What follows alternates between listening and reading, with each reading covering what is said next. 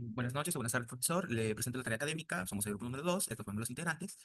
Bueno, a mí me tocó el inciso número 1. Este es cómo configuré yo el ensayo en vacío. Como se puede ver acá, a 1200 RPM. Ya, con eso, yo simplemente lo que hice fue medir la resistencia de armadura del módulo del generador síncrono, que me salió 20,69 ohmios. Luego procedí a medir la tensión que sale por fase. ¿Y qué es lo que hice? Fue ajustando la corriente hasta que me dé 120 voltios, porque esa es su tensión nominal por fase. Entonces obtuve una corriente de 0,656 amperios. Es lo que me da la tensión nominal. Con esto ya puedo hacer el ensayo en cortocircuito. Seguí el modelo de la guía, como se puede ver en la imagen, y estos fueron los resultados. Básicamente yo lo que hice fue hallar la corriente de excitación que me da la corriente nominal, que según el módulo de generador síncrono es de 0,33 amperios. Y para ello necesito una corriente de excitación de 0,138 amperios. Una vez hecho esto, simplemente lo que hice fue cambiar ese valor de 1,38 amperios a la tensión, perdón, a la corriente de excitación que me da la tensión nominal. Así yo conozco la tensión y conozco la corriente. Entonces obtuve una corriente de, como se puede ver acá, 1,509 amperios. Simplemente lo que ya con eso puedo hallar lo que es la impedancia de sincronismo, como se puede ver acá.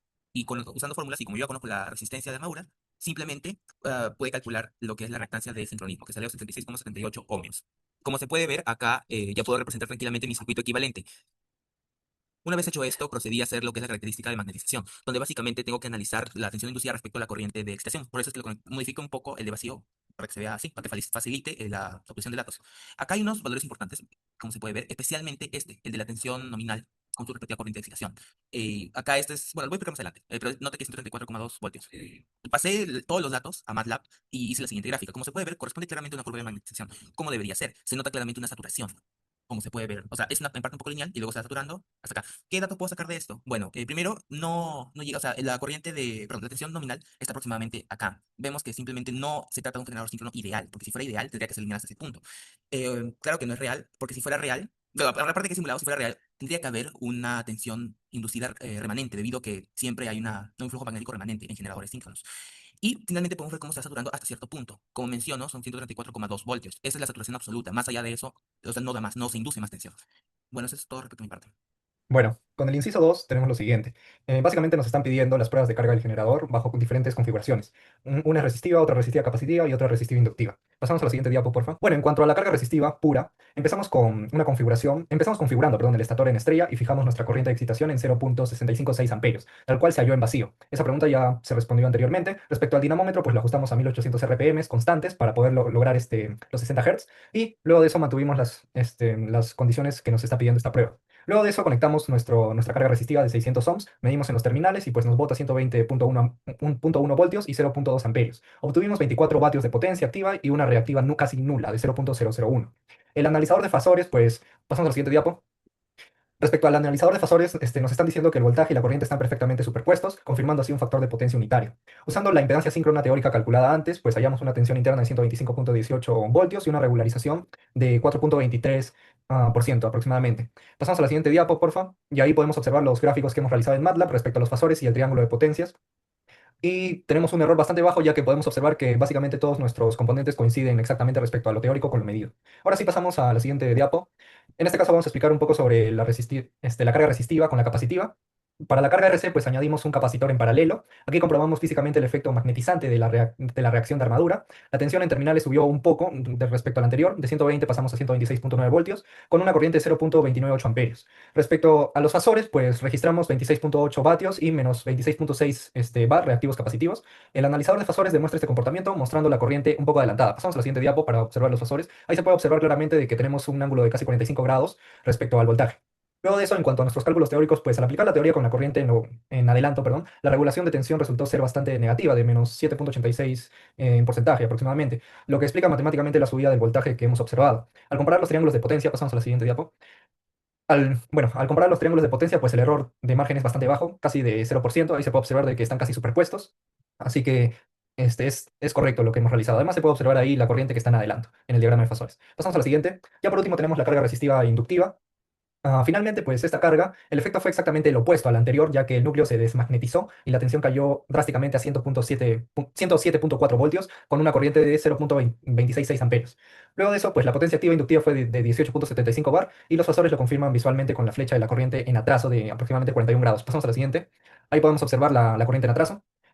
Luego de eso, pues pasamos a nuestros cálculos teóricos. Pues en este caso, Nuestra regulación de voltaje fue un poco fuerte, un poco positiva también de 16,86%, lo cual sustenta matemáticamente la gran caída de tensión experimentada. La tabla comparativa y los gráficos, pues en MATLAB, pasamos al siguiente para ver los gráficos en MATLAB.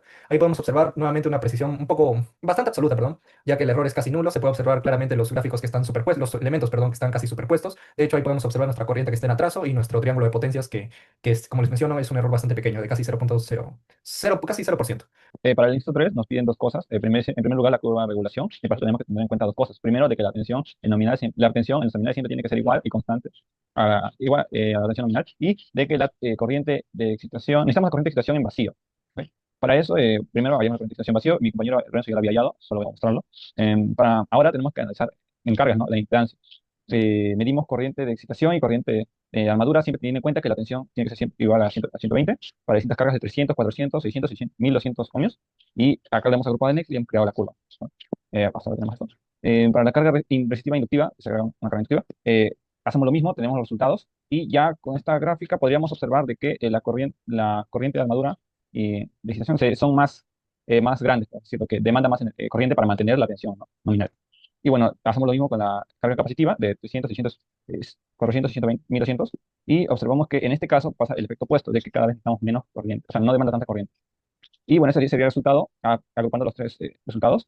Como podemos ver, de que para la carga inductiva pide más corriente, mientras que para la carga resistiva pide menos, ¿no? Para mantener la tensión nominal. Ahora vemos la curva de características exteriores y tenemos que tener en cuenta dos cosas. Primero, la corriente en corto de excitación y dos, la corriente de excitación en vacío. Tiene que ser constante para todo el ensayo.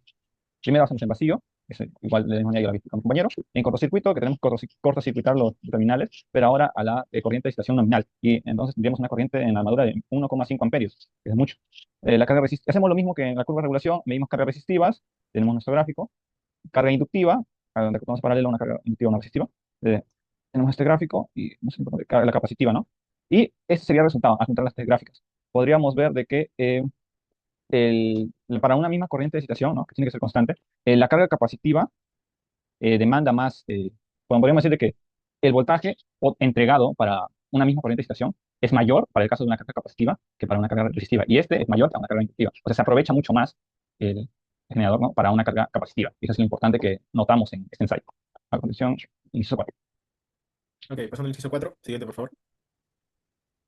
Siguiente, por favor. Bueno, aquí tenemos las conexiones. Anterior.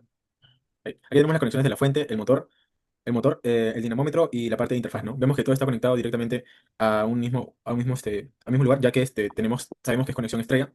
Y bueno, para esto tenemos las dos ecuaciones. ¿Cómo se relaciona la parte de la corriente de excitación y la corriente de armadura, ¿no? Que sería la corriente de fase o de línea, ya que estamos en un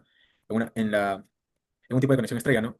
Pues la idea fundamental es la ecuación acá, ¿no? Que tenemos el voltaje de línea es igual a la FEM más la impedancia por la corriente de línea, ¿no? Y despejando la corriente de armadura, tenemos que, básicamente manteniendo el voltaje de línea y las impedancias, es decir, la carga, lo único que haría variar la corriente de fase o de armadura sería la corriente de excitación, ¿no? Siguiente, porfa. Bueno, aquí podemos ver los resultados de la interfaz de adquisición de datos. Tenemos como en la parte E1 tenemos la tensión de fase, la E2 y E3 son lo mismo, que son tensiones de fases, la tensión de línea que es E4, luego tenemos abajo en M7 la corriente de fase y la siguiente y a M8 la corriente de excitación, ¿no? Atrás, porfa. Bueno, y el factor de potencia y el ángulo de desfase, ¿no? Que también se pide evaluar. Siguiente, porfa. Con lo anterior bueno, hicimos unas 25 mediciones para ser exacto, manteniendo la tensión de fase y la tensión de línea de manera constante, así mismo como la carga, ¿no? Que sería 0,267 newtons por metro, el cual aquí podemos ver cómo se varía, ¿no? Se varía, aquí vemos el motor y vemos la perilla en el cual tenemos un mínimo máximo que dice excitación, ahí es donde variamos la corriente de excitación para ver cómo varía la corriente de armadura, ¿no? Siguiente, por favor. De aquí podemos ver la gráfica. Y la gráfica se puede interpretar de la siguiente manera. El punto más bajo, que sería el punto rojo que vemos ahí, bueno, es la corriente más baja que llegamos a medir, ¿no? Que básicamente es cuando el FP es casi uno. Y bueno, la parte izquierda a eso sería la subexcitada y la parte a la derecha después del punto mínimo, que representa la excitación normal, sería la sobreexcitada. Pero ¿cuál es su interpretación? Pues el motor necesita producir el mismo par, es decir, la misma carga mecánica, y la potencia activa es casi constante, mientras que la que cambia es la potencia reactiva, ¿no?